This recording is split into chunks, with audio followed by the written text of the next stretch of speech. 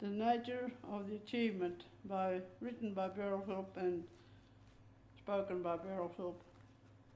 Beryl Philip was born on Menindee Mission Station, New South Wales in 1935.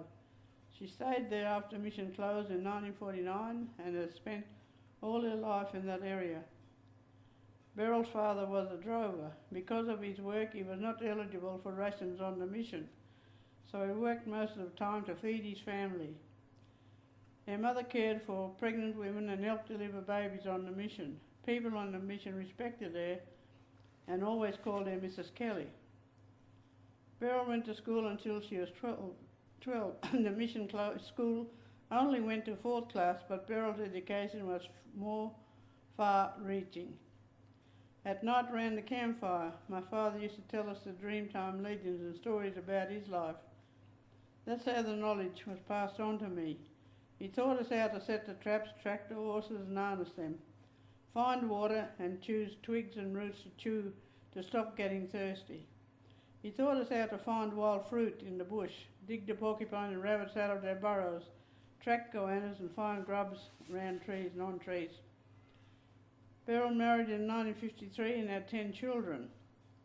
After raising most of her children, Beryl became actively involved in Aboriginal affairs. In the early 1970s, she set up the Ngimpa Aboriginal Housing Company in Menindee, was on the first committee for the Wimpatja Rehabilitation Centre in Broken Hill, and was the director on the New South Wales Aboriginal Legal Service and later the Western Aboriginal Legal Service.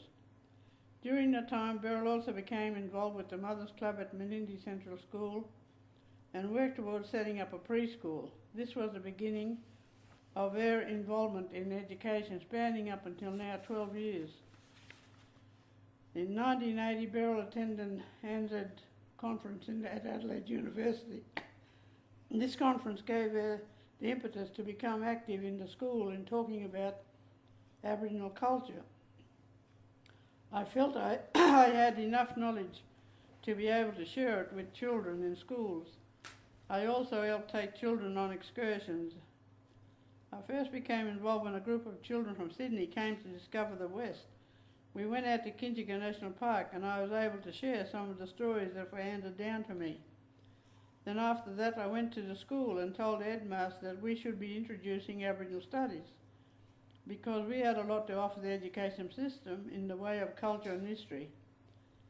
He said to me that if I had anything worthwhile to give the children, to get in there and give it a go. He was pleased with the goods I delivered, and from there on the door was open to me.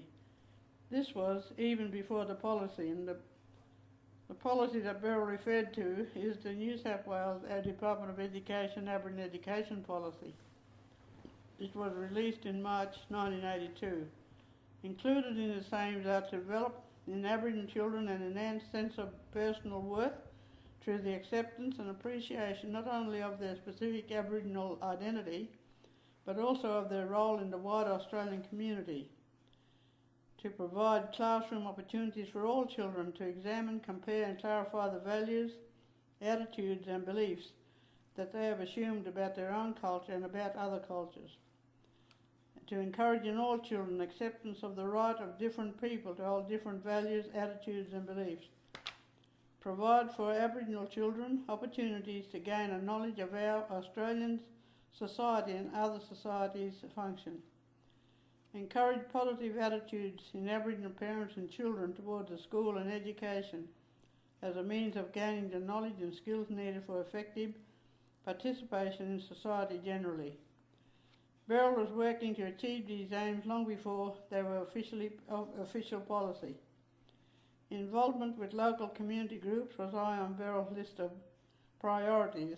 One example is their involvement with the Scouts in Menindee, where she developed a program that enabled them to achieve their Aboriginal badge. In October 1982, Beryl was elected by other Aboriginal people in the Western region onto the New South Wales Aboriginal Education Consultative Group.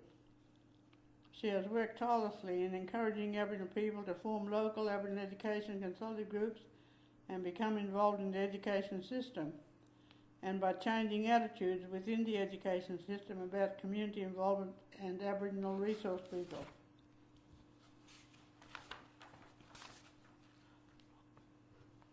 In 1983, through a multicultural education grant from the Schools Commission, Beryl was employed as part-time cultural research officer, 20 hours per week for the Far West. The area included Broken Hill, Kenya, Menindee, Ivanhoe and Toowoomba. But demand from schools and communities for her to visit extended to Bourke, Cowra and Sydney. Beryl worked full-time in encouraging people to record their Aboriginal language, law and culture so that it could be taught in schools and colleges. Videotapes were made on cooking bush tucker, oral histories, games that Aboriginal people played and play on the Darling River, and Aboriginal languages. As a result of the enormous amount of work done by Beryl, many more Aboriginal people now realise the importance of being resource people for Aboriginal studies. Early this year, Beryl moved to Broken Hill to live and has been even more active in responding to requests from community groups and schools. Her involvement has included in-service courses for teachers, speaking to church and other community groups, appearing on panel discussions and interviews on the local television and radio station, teaching groups of school children, accompanying groups of school children on excursions, and attending conferences in her role as representative on the New South Wales Aboriginal Education Consultative Group. I am nominating Beryl Philip for this award for the pursuit of excellence for the following reasons. As I have stated, Beryl has worked tirelessly to create a better understanding between Aboriginal and non-Aboriginal people. Even though this is not an easy task, particularly in country towns, Beryl has been extremely successful in bringing people together, changing attitudes, and in adding an Aboriginal perspective to the school curriculum of Western New South Wales. Except for the period of 40 weeks in 1983 when she was officially employed, Beryl has worked and is working in a voluntary capacity, and often at a great personal expense. Her position with the New South Wales Aboriginal Education Consultative Group is unpaid. Beryl often pays her own way to travel to various schools and communities to meet the many demands made upon her time. In the past, Aboriginal people have been presented almost solely in a negative and stereotyped way in the media, in resources and in schools. Beryl believes that all Australians can benefit from learning about Aboriginal society and that Aboriginal culture, past and present, has much to offer all Australians. If this is the year that we can strive to force a national identity from a wide perception, then all Australians can be proud of Australia's Aboriginal heritage and equally proud of the redevelopment of Aboriginal society that is occurring today.